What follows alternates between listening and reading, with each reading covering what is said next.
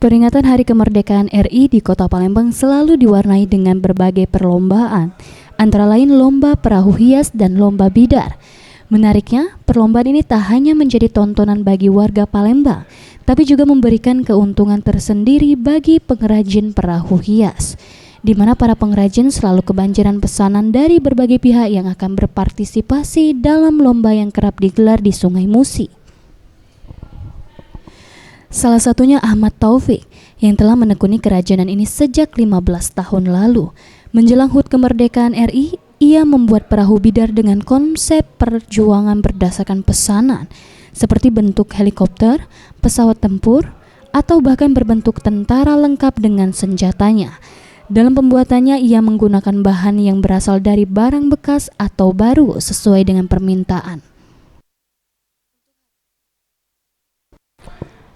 Untuk harga yang ditawarkan dalam pembuatan perahu bidar ini mulai 10 juta, tergantung dengan bentuk, konsep, dan kualitas bahan baku serta kerumitannya. Kita bikin perusahaannya itu, kalau untuk bulan 6, kalau bulan 8 kebanyakan untuk kemerdekaan. Kalau dari penilaian dari panitia katanya yang lebih murah bahan, kalau seninya tinggi itu lebih bagus nilainya. Daripada yang barang bagus mahal-mahal, pelaminan kita taruh ke itu karena nilainya kecil katanya. Jadi yang bahan bekas-bekas kita bikin jadi seni, itu yang bisa tinggi seninya, bisa menang. Kalau tahun kemarin kami 9, ini 6 dapat. Kalau yang sudah tuh 18, 15, 20 pernah.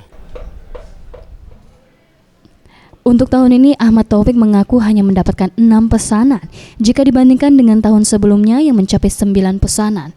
Ia berharap agar kebudayaan perahu bidar dapat dilestarikan karena merupakan warisan dari Kota Palembang.